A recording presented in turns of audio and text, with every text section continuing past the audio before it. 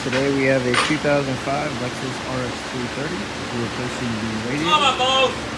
So first off, remove the top cover here. Just remove a bunch of little clips. And then we're going to do number 10. Remove these two here to get this out the way. And we'll get a little bit further after that. So now with this out the way here, we're going to go ahead and get this one out the way. Number 10 as well. Just push that to the side. And then we'll get the core support out the way here. Obviously number 10's two on each end here. Let's see, and here as well. Normally there would be a cover here, just pop it off, remove those there.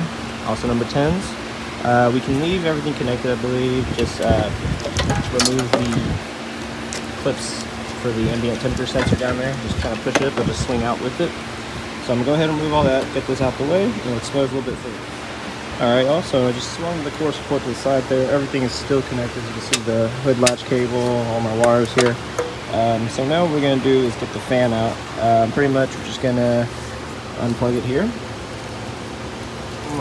Broken hands, but anyways, we're going to unplug it there, pull it out, get these hoses out the way as well. Just, you know, just kind of placed in there. Just kind of remove it there. And then with number 10, we're going to move this here and here. And it should slide right out. We're going to go ahead and remove these here as well, two number 8s. And pretty much should be freeing up the radiator from anything else. So I've removed the total of 4 bolts, two number 8s, number 10s up here. So you can see the fan separates. And then as well, your condenser kind of, you just lift this up just a hair, or you can go ahead and just take it off completely. Phillip heads there. You can move the condenser back more on this side than this side here.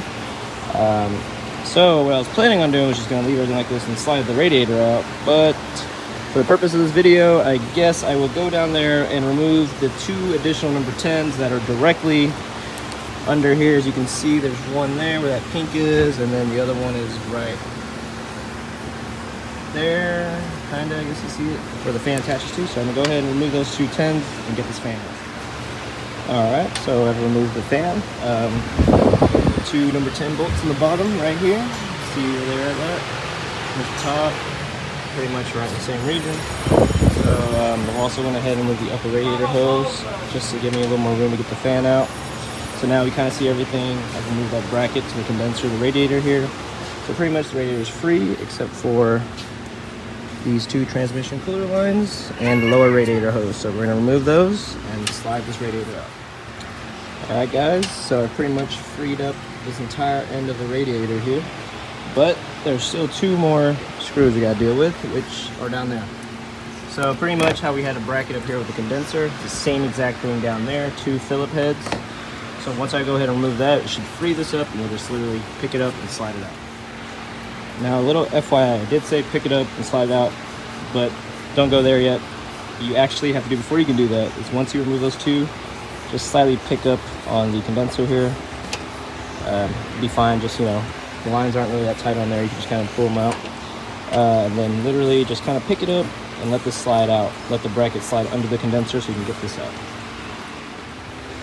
So to give y'all a view, I literally picked up the condenser slightly and slid the radiator back.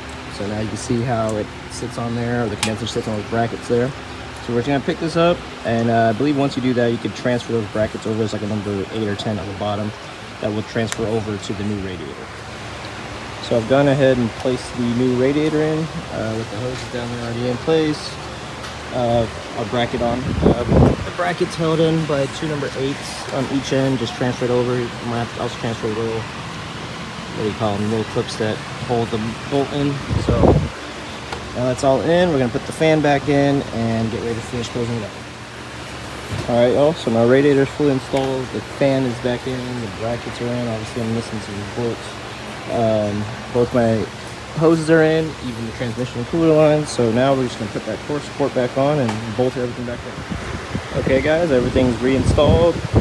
Nut and bolt here, 2 here, 2 here, these here. So everything's good to go. Ambient temperature sensor is back down there.